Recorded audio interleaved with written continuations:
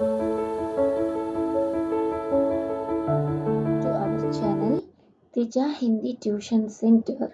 இன்னைக்கு நம்ம வீடியோவில் பிரவீன் பூர்வாதில் இருக்கிற பிரேம்சந்துக்கே ஃபட்டே ஜோதே அதை பற்றி தான் இன்னைக்கு நம்ம பார்க்க போகிறோம். ஓகே, ஃபர்ஸ்ட் பிரேம்சந்துங்கிற நம்ம ஒரு ஆத்தர் நம்ம வந்து ஃபெமிலியராக நம்ம படிச்சிருப்போம் எல்லாத்துலேயுமே. அவருடைய ஒன் ஆஃப் த ஸ்டோரின்னு கூட நீங்கள் இதை எடுத்துக்கோங்க. இதில் ஃபஸ்ட்டு ஃபட்டேன்னு இருக்கா.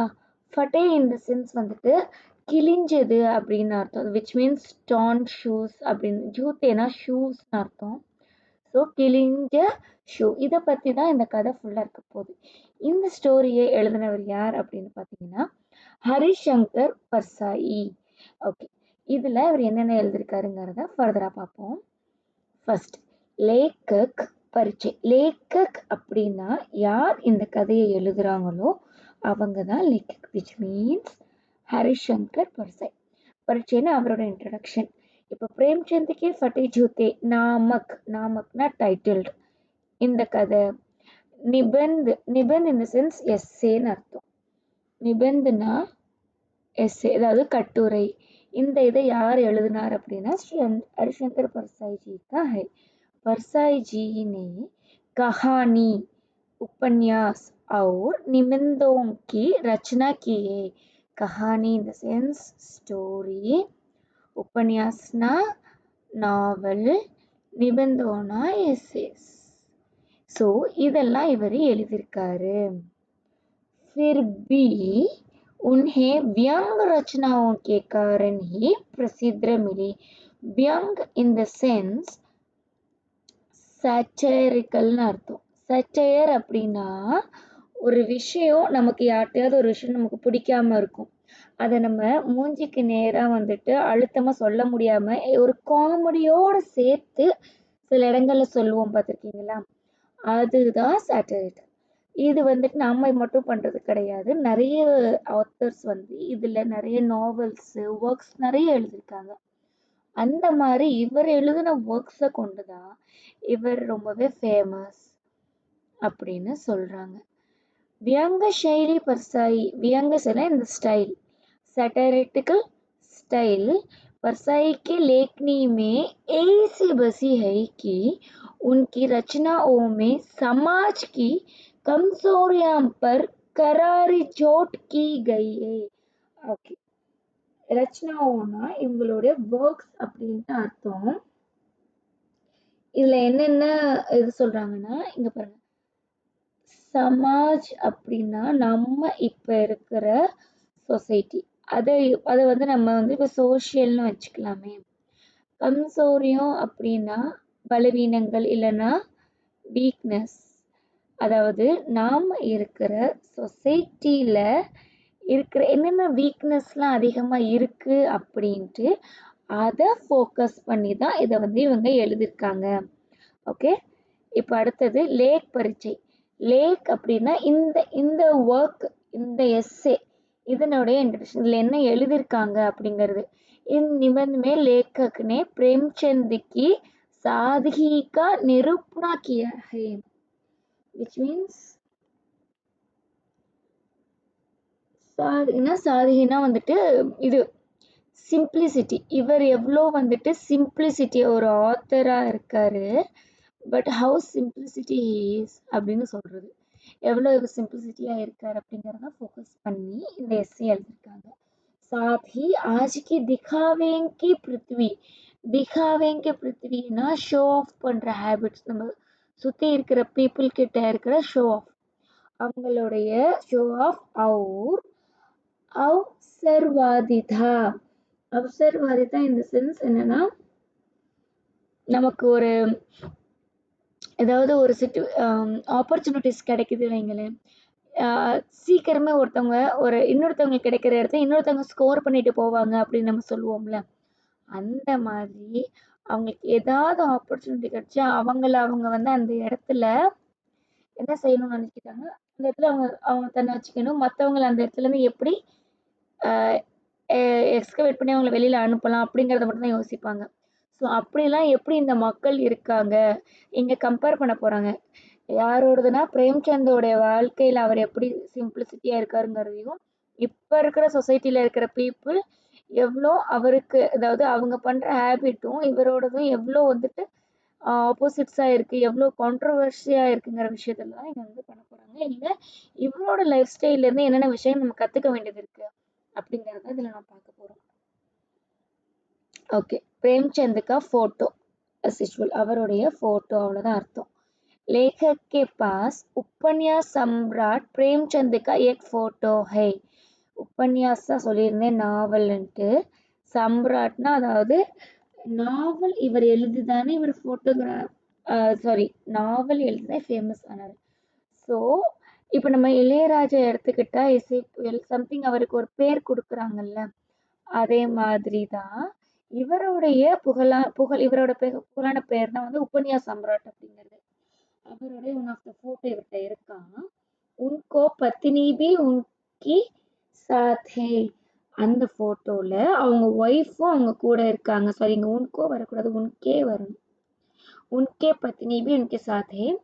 सिर पर टोपी कुर्ता और धोती पहने हैं. தலையில வந்து டோப்பி வியர் பண்ணிக்கிறாரு, ஒரு குர்தா நார்மல் ஒரு ஷர்ட், தோத்தினா கிட்டத்தட்ட வந்து நம்ம பாரதியாரோடைய இமேஜை பாருங்களேன், தலையில வந்து தலைப்பாக அவர் கட்டியிருப்பாரு, ஆனா இவர் டோப்புன்னு சொல்லியிருக்காங்க. இன்னொன்று நார்மல் ஒரு ஷர்ட்டும் கீழே வந்துட்டு அவர் அவர் கட்டியிருப்பார்ல பாரதியார் மடக்கி, அதே மாதிரி கட்டியிருக்க பேர் தான் தோத்தி. இதை வந்துட்டு வியர் பண்ணியிருப்பாங்க. காலோங்கி ஹட்டியா உபர் ஆயி அப்படின்னா, காலோனா நம்ம கண்ணங்கள்னு அர்த்தம். இங்கெல்லாம் வந்துட்டு ஹட்டியா எலும்புகள்லாம் வெளியில நல்லா விசிபிளா தெரியுதாம், அந்த அளவுக்கு அவர் லீனா இருக்காரு அப்படிங்கிறது. மூஞ்சேன் கனி ஹே. மூஞ்சேன்னா வந்துட்டு மீசை, கனின்னா திக்கா இருக்கு, அவர் முஸ்டாச் வந்து அவ்வளோ திக்கா இருக்கா. உன்கோ செஹரா கம்பீர் லக்தா ஹை. கம்பீர்னா கம்பீரம், அவ்வளவுதான். அவங்க முகம், செஹ்ரானா முகம், அவர் முகம் பார்க்க ரொம்பவே கம்பீரமா இருக்கு. பாவோமே கேன்வாஸ்கே ஷூ ஹை. பாவோனா லெக்ஸ், அவர் லெக்ஸ்ல ஒரு ஷூ வியர் பண்ணியிருக்காரு. ஜூத்தே ஹேன், ஜூத்தேனா ஷூ. கேன்வாஸ்னா இப்போ நம்ம யூஸ்வலா ஸ்கூல்ஸ்க்குலாம் குழந்தைங்க போட்டுட்டு போறாங்களா, அந்த மாதிரி ஒரு கேன்வாஸ்ல ஆன ஒரு ஷூஸ் வந்துட்டு போட்டிருக்காரு. उनके बाएं पैर के जूते में बड़ा छेद हो गया है. बाएं in the sense right நினைக்கிறேன். Yes. Sorry, left. பாயே அப்படின்னா லெஃப்ட். அவருடைய லெஃப்ட் காலுடைய ஷூஸ் பார்த்தீங்கன்னா ஒரு ஓட்டை இருக்கு. சேதுன்னா வந்து ஓட்டை, ஓட்டைன்னு சொல்லுவாங்களா, ஹோல், அந்த மாதிரி. அவரோட லெஃப்ட் கால் ஷூல பெரிய ஓட்டை இருக்கு. உஸ்மே சே அங்குலி பாகர் நிக்கல் ஆய், அதாவது ஃபிங்கர்ஸ், அதுல இருக்கிற அந்த ஃபிங்கர் வந்து டோ ஃபிங்கரோ ஏதோ ஒரு ஃபிங்கர் வந்துட்டு வெளியில வந்து தெரியுதான். அப்ப அவர் இமேஜ் பார்க்கும்போது ஒரு போட்டோ இருக்காரு, அந்த போட்டோல வந்து அவங்க ஒய்ஃபோட இருக்காங்க, இந்த திங்ஸ் எல்லாம் வியர் பண்ணியிருக்காரு. அவருடைய பார்க்க அப்பியரன்ஸ் வைஸ் அவர் ரொம்பவே லீனா தெரியுறாரு. அதனால அவர் கன்னத்துல இருந்து எலும்புகள் வெளியில தெரியுது. அவர் மீசைகள் ரொம்பவே திக்கா இருக்கு. அவரோட முகம் பார்க்க ரொம்பவே கம்பீரமா இருக்கு. அவர் கால்ல கேன்வாஸ் ஷூ வியர் பண்ணியிருக்காரு. அதுல லெஃப்ட் கால்ல இருந்து அவருடைய ஃபிங்கர் வந்துட்டு வெளியில தெரியுது. அது ஒரு ஓட்டை இருக்கு, அந்த ஓட்டை வழியா அந்த ஃபிங்கர்ஸ் வெளியில தெரியுது. ஓகே, இப்ப அடுத்தது பிரேம்சந்திக்கு முஸ்கான். முஸ்கான் அப்படின்னா ஸ்மைல். ஸ்மைலுக்கும் லாஃபுக்கும் ரொம்ப டிஃப்ரென்ஸ் இருக்கு. இப்ப நம்ம ஒருத்தவங்களை பார்த்துக்கிட்டு ரொம்ப சிரிக்காம ஹாய் அப்படின்னு சொல்லிட்டு ஒரு சிரிப்போம்ல, அதுதான் முஸ்கான், அதான் ஸ்மைல், அதுதான் இது. அவரோட அந்த போட்டோல அவர் முகத்துல இருக்கிற ஸ்மைலை பத்தி இப்ப நம்ம படிக்க போறோம். லேக்கி திருஷ்டி உஸ் ஜூத்தே பர் அட்டக் ஜாத்தி. அதாவது இப்ப நம்ம இந்த கதை எழுதியிருக்காருல, அவரு சொல்றாரு, அவரோட பார்வையும் அவரோட எண்ணங்கள் எல்லாமே அந்த ஷூ மேலதான் அவருக்கு இருக்குது. वे सोचते हैं कि फोटो खींचाते समय भी प्रेमचंद ने कपड़े क्यों नहीं बदले. அதாவது போட்டோ எடுக்கிறப்ப கூட பிரேம்சந்த் ஏன் துணியை மாத்தவே இல்லை. சில ஃபேமஸான சில பேரை பார்த்துருப்போம், அவங்கெல்லாம் ட்ரெஸ்ஸை வந்துட்டு மாற்றவே மாட்டாங்க. ஃபார் எக்ஸாம்பிள் எனக்கு அவர் பேர் தெரியல, ஃபேஸ்புக் இன்வென்ட் பண்ணவரோ இல்லை யாரும் தெரியல. ஒரு பிளாக் டிஷர்ட் மட்டும்தான் ஃபெமிலியராகவே வியர் பண்ணுவாருன்னு சொல்லுவாங்க. ஏன் அப்படின்னா அந்த ஷர்ட் அந்த டிஷர்ட்டை சூஸ் பண்ணுறதுக்காக ஒரு டைம் நான் வேஸ்ட் பண்ணக்கூடாது அப்படின்னு சொல்லுவாராம். ஸோ அந்த மாதிரி இவர் வந்துட்டு அந்த நேரத்தில் கூட வந்துட்டு ட்ரெஸ்ஸை வந்துட்டு வேறு அதாவது ஃபோட்டோவாக கூட ட்ரெஸ் பண்ணி இப்போ நாமளே வந்து ஃபோட்டோ எடுக்க போகிறோம் நார்மலாக இருக்கிற மாதிரிலாம் போக மாட்டோம். ரொம்பவே க்ரூமிங்காக தான் போகிறோம். அதுதான் வந்துட்டு அங்கே அவங்க கிரிட்டிசைஸ் பண்ணி எழுதியிருக்காங்க. तब उनको लगता है कि प्रेमचंद पोशाक बदलने के आदि नहीं है. அதாவது ஒரு விஷயத்துக்காக தன்னை மாத்திக்கிறவரு கிடையாது. இப்ப எங்க போட்டோ எடுக்கிறதுக்காக தன்னை மாத்திக்கிறவரு கிடையாது அவரு அப்படின்னு அர்த்தம். प्रेमचंद के चेहरे पर बड़ी बेपरवाही बड़ा विश्वास है.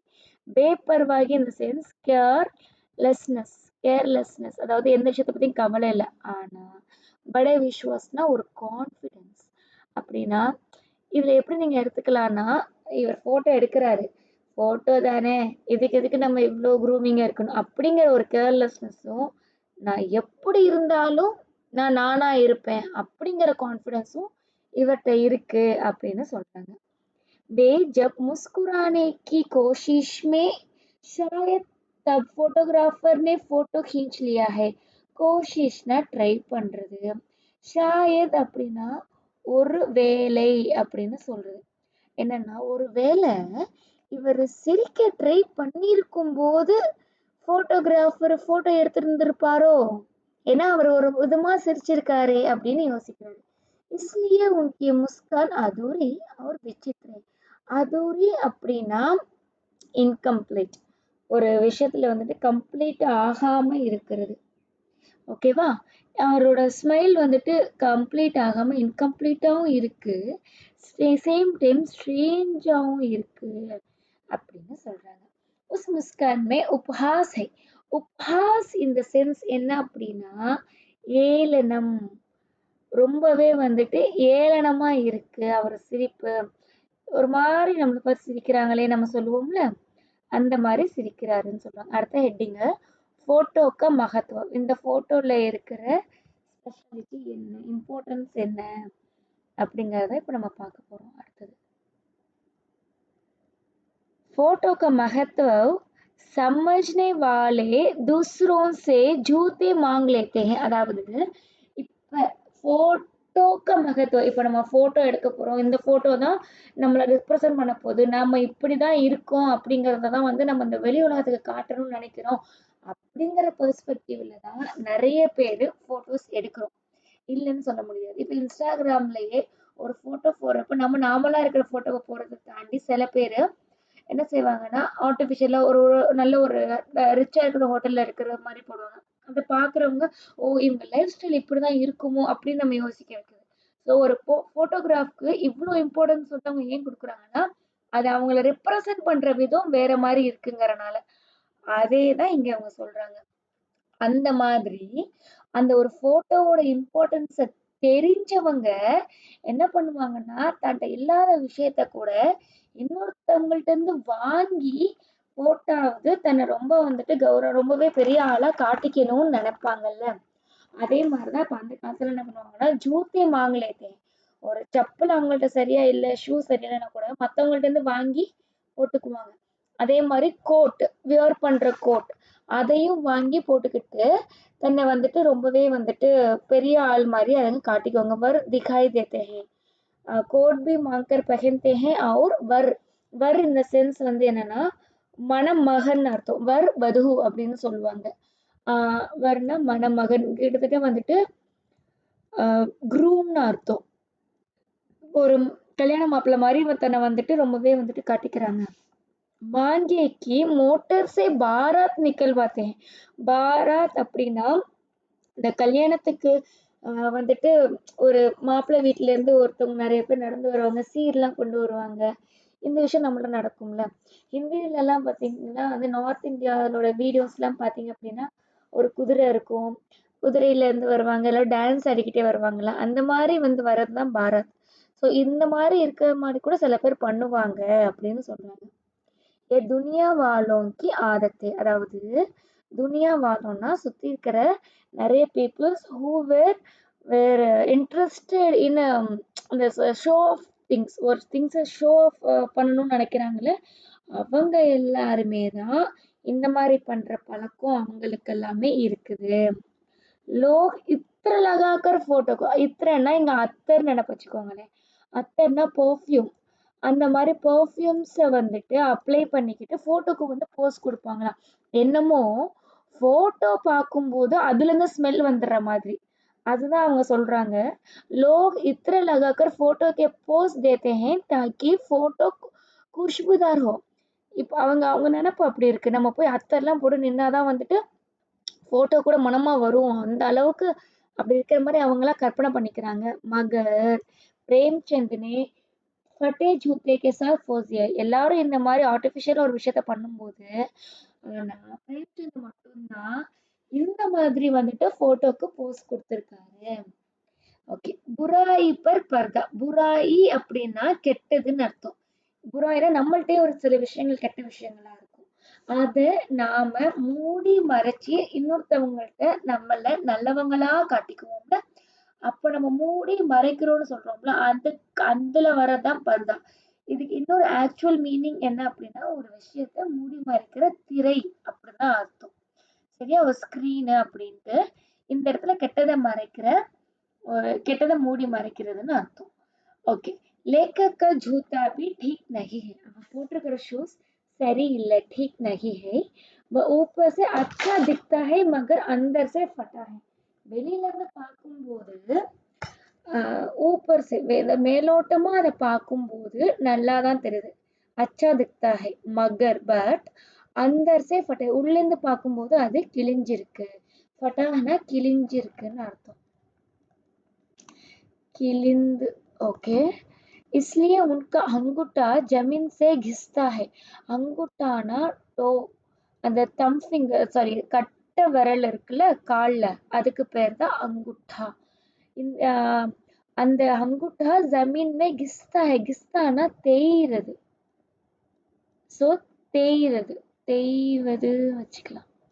ஸோ அந்த அந்த தம் ஃபிங்கர் தரையில அப்படியே தேய்தான். खून से संजत है, அதுல இருந்து பிளட் கூடவே வந்திருக்கிற ஸ்டெயின்ஸ் இருக்குது. फिर भी लेखक होशियार से छिपा लेते हैं. அது தெரியுது அவருக்கு. அதை வெரி கிளவர்லி, ஹோஷியாரினா கிளவர்லின்னு அர்த்தம். இஸ் வெரி, அவர் என்ன பண்ற கிளவர்லி அதை மறைச்சிடுறாரு. छिपा लेते हैं. अपनी बुराई पर पर्दा डालने की विद्या प्रेमचंद को मालूम नहीं थी.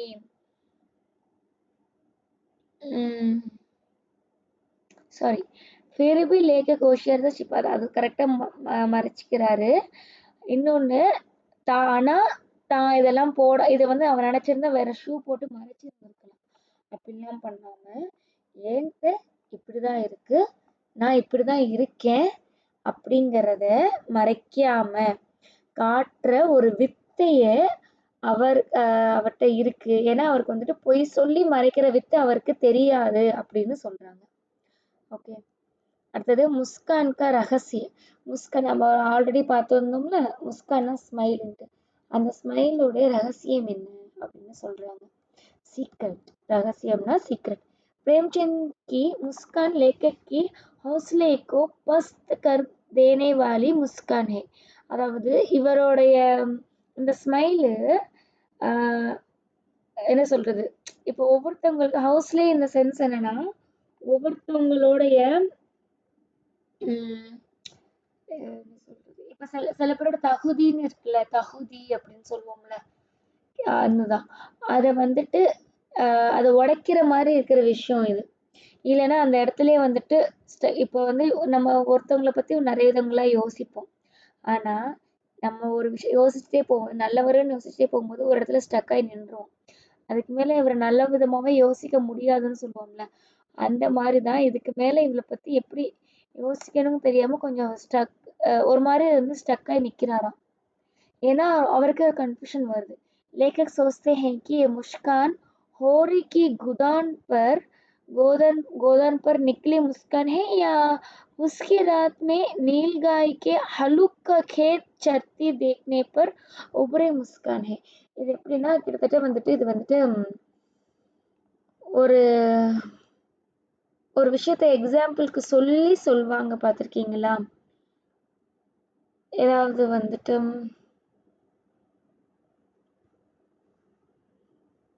ம். இந்த மழை இப்போ வந்து மழை பெய்யுது அப்படின்னா, "மழையை கண்ட பயிரை போல்" அப்படிலாம் நமக்கு வந்து டயலாக் சொல்லுவாங்கல்ல. நான் அதில பார்த்தா அவ்வளோ சந்தோஷமா இருக்குமோன்ட்டு.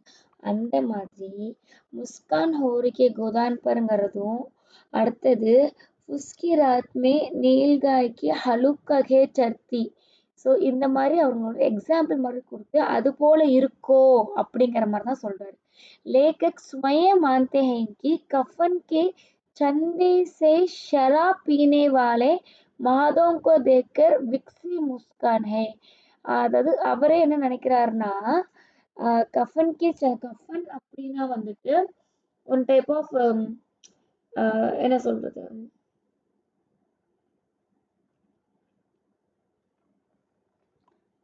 ஒரு ஒரு விதமான துணி. அந்த துணியில இருந்தும் அதாவது கஃபன்னா கடைசி காலத்துல போடுற துணின்னு சொல்லுவாங்க, இறக்குறப்ப.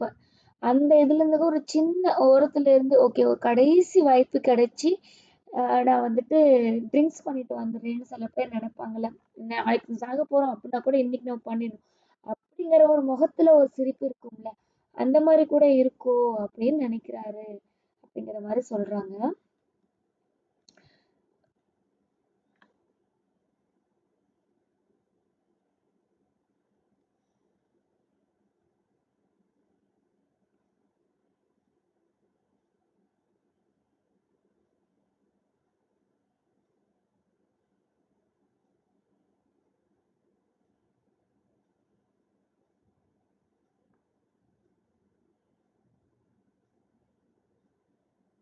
ओके रूढ़िवाद का टीला चलने से जूता घिस जाता है मगर फटता नहीं प्रेमचंद का जूता कैसे फट गया है लेखक ने मानते हैं कि प्रेमचंद ने किसी सख्त चीज को टोक कर मार कर अपना जूता फाड़ लिया है அதாவது சல்னே से जूता घिस जाता है நடக்க நடக்க ஒரு செருப்புங்கிறது தேஞ்சு போகும் ஆனா கிழியாது பிரேம்சந்த் கா ஜோதா கைசே படுது இவருடைய ஷூஸ் மட்டும் எப்படி வந்துட்டு கிழிஞ்சு போயிடுச்சு அப்படின்னு யோசிக்கிறார் லேக்கிக் மாத்தி ஒருவேளை ஏன்னா இவர் வந்து இவரை பத்தி நிறைய விஷயம் தெரியுங்கிறதுனால இவர் என்ன நினைக்கிறாருன்னா பிரேம்சந்த் கிசி ஒரு ஒரு நல்ல ஷார்ப்பான ஆப்ஜெக்டோ இல்ல ரொம்பவே ஹார்டான ஆப்ஜெக்ட் மேல மோதி டோக்கர் மார்க்கர் அடிச்சு அடிச்சு தன்னுடைய இப்ப நம்ம ஏதாவது ஒரு கல்லுல முட்டிக்கிட்டோம்னா அந்த சில பேர் வந்துட்டு அதுலயும் திரும்ப திரும்ப முட்டுவாங்க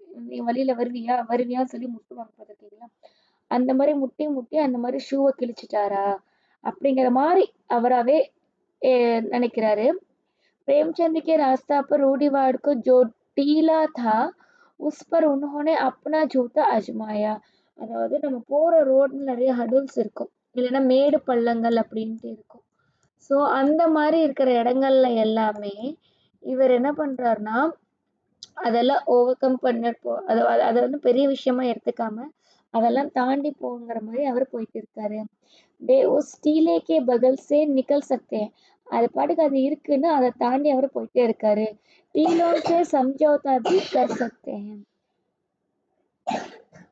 அந்த அந்த மாதிரி ஒரு அது மேடு பள்ளங்கள் வரும்போது கூட அதை கொண்டு அவர் என்ன பண்ணிடுறாரு அப்படின்னா வரதான் செய்யும் ஆனா நான் போய்க்கொண்டு தான் இருப்பேங்கிற மாதிரி ஒரு இதுல போயிட்டே தான் இருக்காரு மகர் உன்ஹோனே ऐसा नहीं किया இந்த மாதிரி அவர் வந்துட்டு என்ன பண்றாரு அங்க மேடு பள்ளமா இருக்கு இல்ல கல்லு மண்ணா இருக்கு நம்ம குத்தும் அப்படின்னு நின்னு வேற வழியை எடுத்து டைவர்ஷனா போகல அதே வழியில தான் அவரு போயிட்டே இருக்காரு ஜூட்டி ஷான் கா பரிணாம் அதாவது ஜூட்டி ஷான்னா பொய்யான ஆடம்பரம்னு அர்த்தம் ஷோ ஆஃப் பண்றோம்ல அதுதான் ஷோ ஆஃப் உடைய ரிசல்ட் எப்படி இருக்குன்னா प्रेमचंद ने टोकर मार कर जूता फाड़ लिया है मगर उनका पाँव सही सलामत है அவரு அந்த மாதிரி ரோட்ல கூட காலை மோதி இழுத்து இந்த அவர் செப்பலே கூட பிச்சுக்கிட்டாரு அந்த அளவுக்கு அவர் ஹார்டா நடந்திருக்காரு பட் ஆனா அவரு காலு நல்லா தான் இருக்குது ஏன்னா கால்ல எந்த காயமும் இல்ல जो लोग अंदर से फटे जूते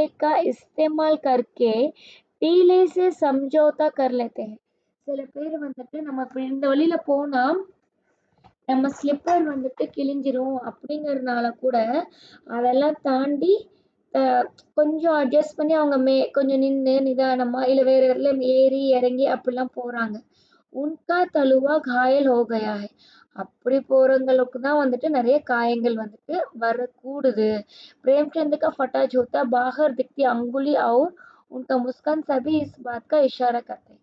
அதாவது எது எப்படி இருந்தாலும் பரவாயில்ல, நான் இப்படிதான் போவேன், எந்த விஷயத்துக்காகவும் என்னை நான் மாத்திக்க மாட்டேன் அப்படிங்கறது தான் அவருடைய ஜூத்தாவ ஷூஸா இருக்கட்டும், வெளியில தெரியுற அந்த டோ ஃபிங்கரா இருக்கட்டும், கால்ல இருக்கிறது, அது தம்ஃபிங் கட்ட விரல், உன்கி முஸ்கான், அவருடைய ஸ்மைல் எல்லாமே நமக்கு காட்டுது. இஷாரா அப்படின்னா வந்துட்டு சைன் அர்த்தம்.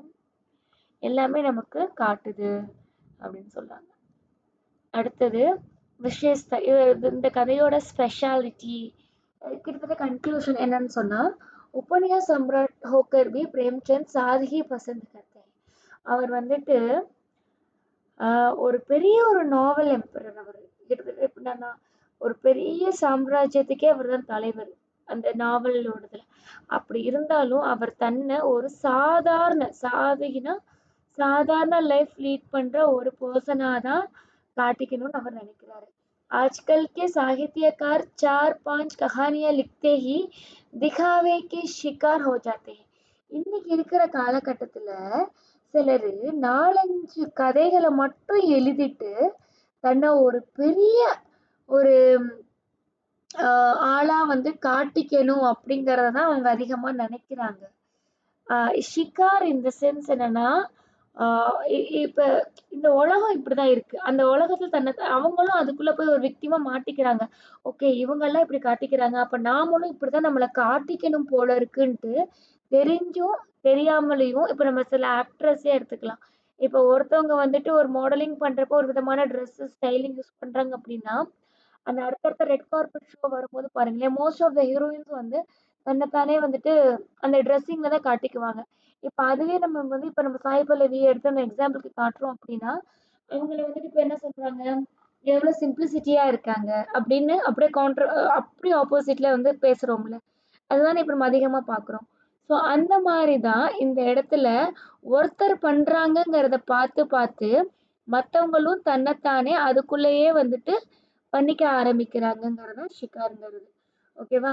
इसी को परस परसाई जी ने इस निबंध में घुमा फिरा कर बताया है. घुमा फिरा करना சுத்தி வளைச்சி ஒரு விஷயத்த டைரக்டா சொல்லாம சுத்தி வளைச்சு சொல்லியிருக்காரு. அதாவது எல்லாரும் வந்துட்டு ஷோ ஆஃப் பண்றதுக்கு தான் விரும்புறாங்க அப்படிங்கிற விஷயத்த டைரக்டா வந்து மூஞ்சிட்டு தானே சொல்ல முடியாம வேற ஒரு விஷயங்களா சொல்லி அந்த விஷயத்தோட இந்த விஷயத்த கம்பேர் பண்ணி அப்படி இப்படின்னு சொல்லியிருக்காரு அப்படின்னு சொல்லியிருக்காங்க.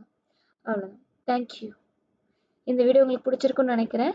இல்ல வேற ஏதாவது உங்களுக்கு இம்பார்ட்டண்டா வேணும், வேற என்ன மாதிரி இருக்கு வேணும்னா கண்டிப்பா எங்களுக்கு சொல்லுங்க, நாங்க எக்ஸ்பிளைன் பண்றோம். தேங்க்யூ.